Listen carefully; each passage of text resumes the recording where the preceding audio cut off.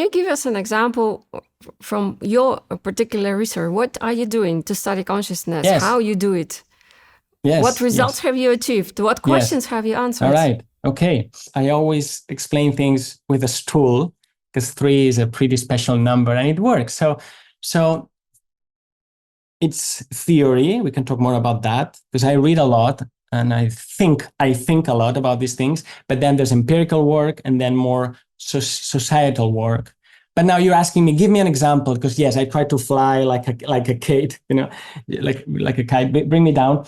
Okay, so I'm working with a blind man who can perceive images in the near surroundings. So this will be like a cousin of what's called remote viewing, this alleged ability. And you always need to say alleged because people say, no, it's not true, it's not proven. Well, there's a lot of evidence and very strong protocols as to how to do that. But so I'm studying a version of that can be called extra-ocular vision. Other people call it mind sight. Other people call it direct vision, intuitive vision. A Frenchman 100 years ago, Jules Romain, wrote a book. He called it the paroptic sense. Whatever it is the ability to perceive visual information without your eyes. So it's very concrete. Go in a room, you sit with people who allegedly can do it, and then you ask them to describe objects or describe images.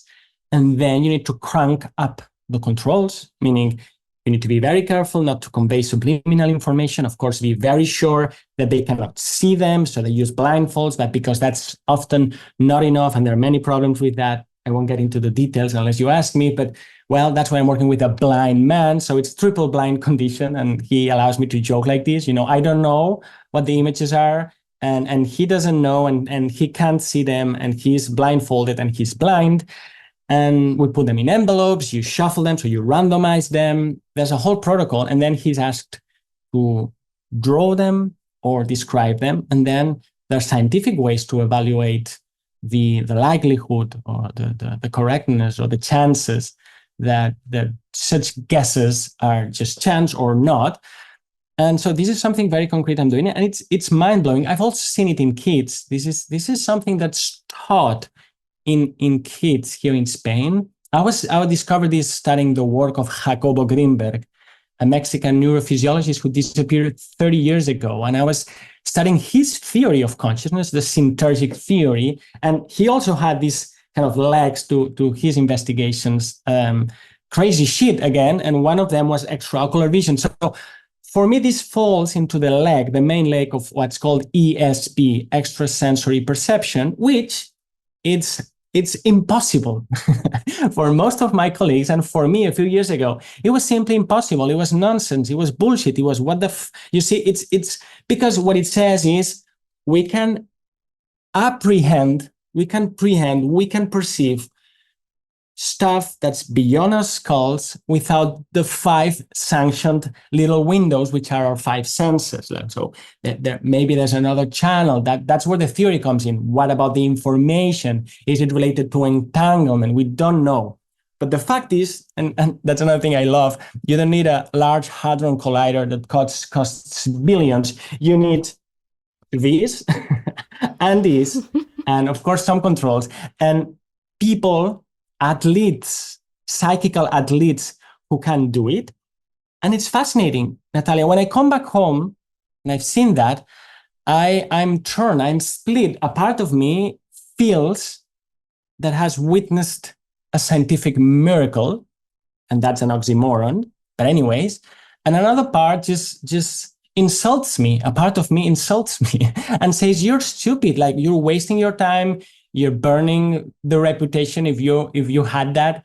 But it's happening in front of my eyes. And of course, there can be sensory leaking, and sometimes it could be chance. But I've seen things as an experimenter that I cannot explain with the usual frames. And I love that because I'm a rebel, but I'm a rebel with a cause. I'm not a rebel without a cause. I think these are precisely the openings in the wall that could lead us to really a new paradigm, which is a word I don't like using very much because it's a bit worn out. So this is an example, and maybe I can tell you something more about it, more concrete. Last time I worked with my blind friend, I said, all right, what we're doing seems to be non-local perception in space, right? Because right here, right now, somewhere there's some information, and I'm asking you to access it, and you seem to be doing it pretty well.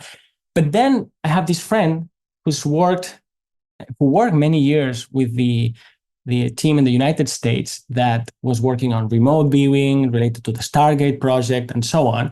And he told me, Alex, the ultimate control is to use time. And this meant ask the person to describe the image before you choose it. Which means if they can do it, there's no way that, they just peep through their blindfolds, or he had an implant and somebody was looking in the room. Like all accusations of cheating or improper controls, they just go to the waste. And so we did it. I said, look, we'll do that. You paint, you draw, you say what you perceive, and when you're finished, you let me know. We draw a true random number. We pick an image from this pool of 30 images, and we see how it looks like. Wow. We did 6 of them. They were spot on, So that has been the most shocking experience I've had as a scientist, to witness that and say, well, if what my eyes just saw is real, then we need to rethink causality, which is so sacred to a physicist, amongst other things, because this is non-locality, you could say, in time. So that's where I am, navigating these really strange waters. Do you have a hypothesis for yourself? How is it possible that a blind man can do these things, can see without having sight? Yeah. I think I'll maybe use metaphor here, of course. Part of the work is to articulate that insight or guess into something as concrete as possible, mathematically, maybe. But I think we've confused. Like actually, imagine that you had the elbow joint frozen, so you could only move like that, right? And also the wrist. So the kind of the freedom of movement, the freedom of thought would be very limited. So I think we have all these frozen joints intellectually, right? Let me give you another ones, and then hopefully hint an answer to your question as to how is it happening. We've confused science with materialism. That's a big one, right? It's like it's a package. It's a 2-for-1. It's like, well, I don't want 2-for-1. I just want science. We've confused science, materialism with secularism or even atheism, right? Another package. It's like a 3-for-1 or 4-for-1. If you want to be a scientist, you must be a materialist, and you also must be a secular humanist, and if possible, an atheist, Okay, we've confused also science with physicalism or materialism and mechanicism. So the mechanical, I call this the unholy trinity, right? Materialism, mechanicism, and reductionism. These are all quite evil isms. We need to find those devils a place to play. So if you pull those strings and start doing some kind of movement exercises, you realize that the mechanical view of nature doesn't allow any exchange or interchange unless it's mediated by some sort of direct contact push. It's like the billiard ball way of thinking about everything, life, the universe, and everything. It's like, well, and by the way, it has to do a lot with the team. It does with materialism, because if everything is matter, and what's matter, like, well, matter is this idea that there's a substance that is in a way self-sufficient, that it doesn't care about other pieces of matter. So it is externally related. It is also everything we are not, right? So we are purposeful, we are aware, we have value. So matter is the negation of all of that. Matter is the ultimate negation of all we care about. And because, but let me just zoom in into this aspect, because it is externally related, like this piece of matter couldn't care less about this piece of matter unless this one sends it a message. And this message is the business of forces and particles in physics, right? So we've been told, but this is a philosophical system. This is not so much what science shows. This is just an interpretation of the world. So if that's the case, and I don't think it is, but if that's the case, the only way this guy can know about what's going on with this guy is if some messenger arrives and hits it. You know, it's like science is kind of the science of contact in a way. Now, if we could get rid of that assumption and rethink the relationship between the stuff that the universe is made of, and this is quite possible. I mean, again, the quantum physicists have thought about that, but the idealists have thought about that. The pan-experientialists, a la Whitehead, Alfred North Whitehead, have conceived a universe in which, for instance, for Whitehead, and this is a really difficult philosopher, but the world is made of events, actual occasions, he calls it, right? Not of matter. And so then you allow different modes of relationship. And these modes allow these events, or however you want to call it, to prehend each other. They're always somehow connected. So you don't need to bring in the connections later, post hoc and artificially on top of what's already going on. It's built in the operating system, right? So I'm telling you all of this because if you start thinking like that, then it is not impossible or extraordinary or weird that I can be perceiving an object without some sensory impact, right? And this also applies amongst or between minds. My mind would be naturally porous to yours. I could be somehow, and the somehow is kind of the detail that we need to work on, be perceiving what you're thinking. Because to begin with, we are all, and I could use the word entangled, but I don't need to. We're all intrinsically related. Our minds are that. And there's maybe some limit cases in which they're not, but these are more the exception than the rule. So it's like flipping the paradigm upside down. And let me say one more thing. People freak out. No, Alex, if you do that, we need to throw to the bin the entire...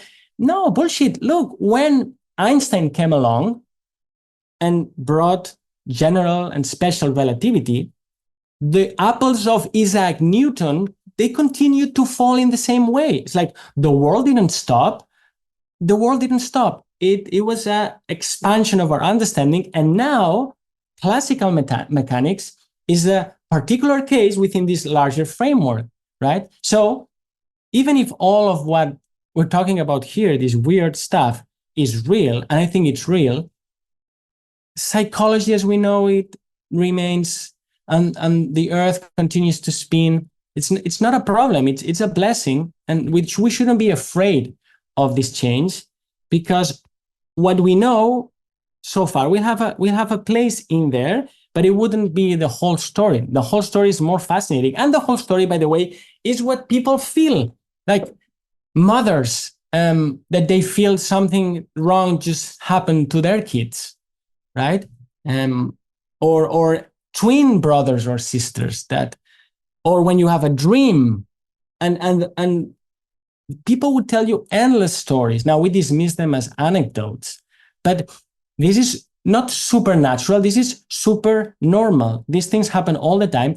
It's just that it's really hard to invite them to the laboratory and ask them to, it's like, please reveal yourself. Please show yourself. Well, it is difficult for many reasons that I won't get into these. But we can think about it and we can see it with our own eyes. So to your question, I think people can perceive things at a level, and I do that at a level where it's like the water at the top of the mountain where everything is connected, and then the rivers go down the mountain and they become specified into senses, perhaps, and then we call this vision, or we call this olfaction, and then they reach the bottom, and that's what we usually talk about. But you can just, like a salmon, swim up the river, and by the way, there you find synesthetic effects. So, for instance, when my blind friend perceives these images, he's not only telling me about how they look, he tells me about how they smell, how they sound, how they feel. So this gives you some hints that he is not just hacking photons that are not reaching his retina. It's even more interesting than that. He's accessing a kind of a gestalt of perception, and he can do it because he can go up there before this has turned out into what neurophysiology normally shows. Yeah, I think I have a bit of a theory, which I also discussed with Dr. Federico Fagin. I don't know about you, but in my school, my physics ended at classical physics. I've never had quantum physics.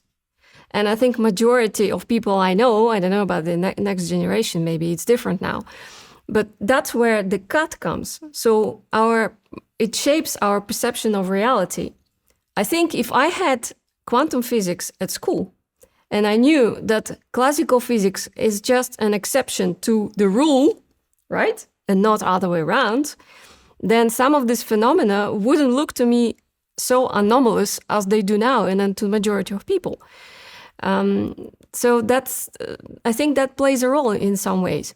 And how does material science deal with these cases? They just ignore it, or they just say it's a nonsense, or what's your experience? Yeah, my materialist friends, I love you all. We all do. Well, look, I realized my name, Alejandro, that's my name, Alex Alejandro. I checked the etymology the other day, and it means the man who repels the enemies. So I felt, oh, wait, that explains a part of the deal. Because I like a little bit the grappling and so on. I'm learning to love them. I'm learning to love thy enemy. But look, and I'm rough. I know. Maybe it's because I'm Spanish. I'll use it as an excuse, because some people are more polite, some people are more polished, more careful, more analytical.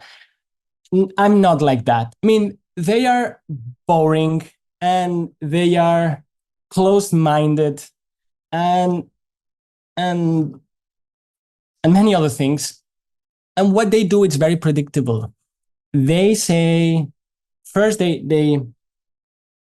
would say whatever, just anecdote. I mean, Alex, look, let's ground it in something that happened to me. I had a near-death experience. I saw the tunnel and all the rest. I come back and I tell it to my friends, my colleagues. They're mostly physicalists, of course. They don't know it, but that's another thing. They don't know. They have an ideology. They just don't know. They don't believe. They think they don't believe in anything. This is amazing. It's like, all right, very good. So they tolerate me. They tolerated me for a while. They say, "Wow, Alex, how amazing! I'm so glad you recovered," and so on. So first they tolerate you. They entertain you. Like, poor guy. He's telling me all this, crazy shit. Then if you just insist and you say, no, but wait, this is telling something about the work we're doing. Because if we're studying the brain and its relationship with the mind, well, again, for them, it's a fixed joint because it's the same thing. But for me, it's not. If we're studying this relationship, what just happened to me and actually to many other people is like very interesting data to just maybe reassess, bring more things onto the table. And then they're like, yeah, whatever. So then they start dismissing it, right? So if you insist again, and sometimes you find these dogmatic skeptics, well, if you don't have a PhD, they'll talk to you, they talk down to you, right? They'll say, oh, let me explain to you. Because, your irrational beliefs, you don't know statistics, but I do, poor guy. So it's like this really shitty paternalist attitude towards the experiences. I say that because it makes me angry. It's like people are having these incredible, life-transforming, weird experiences, and we, academics, often just dismiss them. They just say, well, whatever. Either you're mad, and we don't want to say that, or you're just stupid. Like, you know, and so that's another attitude. Now, if you even insist further, like Bernardo has done, or like my friend Rupert Sheldrake has done, and you meet them, then they'll put up all sort of bullshit argument, like saying, well, there's no real evidence for that. It's like, and then you say, well, have you read it? And they say, well, no. Why? Well, because it's impossible. So they themselves just betray that they present themselves as like the heralds of science, but they're not actually behaving as such, right? So then they would say, well, there's no evidence. And when you bring the evidence, they'll say, well, there's just anecdotal. And then when you bring 1,000 cases, they'll say, well, it's not done in a lab. And then when you bring evidence done in a lab, they'll say, well, what about the statistics? And then when you show the statistics are correct, they'll say, well, but what about it hasn't been replicated? And then when you show more studies where it has been replicated, they say, well, whatever, it must be a file drawer effect. And then when you do the calculations, do a meta-analysis, and you show it's not, they'll say, well, so there must be a problem. I love it. It's like this joke where you say, here's the data. And then the other person says, very nice, but does it work in theory? It's like, well, maybe the problem is your theory. So you see, Natalia, there are all these levels. And that's why I say it's the terminal lucidity of physicalism, because they've burned many of those defenses now. And we now can talk about psychedelics. We now can talk about near-death experiences. We can even now talk about UAPs. And so I feel they don't know what to do. Let me say another thing, and you feel free to cut whatever I say that's inappropriate. But also, we've been having funerals one at a time, if you know what I mean, from the famous quote. There've been all these horsemen protecting the faith of science from superstition and all of the rest. Well, these people are dying. These people are just not in our landscape anymore. So there's a sense of freedom where we can talk about these things. But what they will say, wrapping it up, for physicalists, this is impossible. This is literally impossible. And I make this exercise of compassion, of intellectual compassion. Like, can I feel like they feel? There's no way. I look, Natalia, I think, and this would take us somewhere else, but it's like the Umwelt idea, the affordance idea, like the ability to perceive. You know, when people say, if you don't know music, and they would say, look at these lines with dots. Can't you see the melody? And you'd be like, no, I just see random dots on lines. What is that?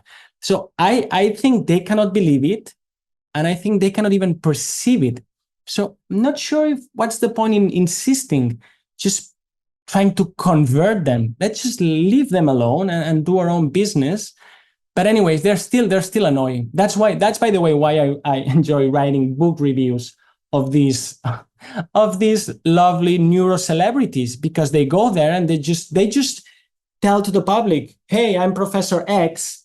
By the way, when you die, there's nothing else. Like, well, how do you know? You're projecting your physicalist ideology, not your science. So in a way, I also feel like Alejandro's comes here and says, well, I need to also fight against that. So, but anyway, it's just some kind of petty human dynamics, because if we get more serious here, the evolution of consciousness has its own arc.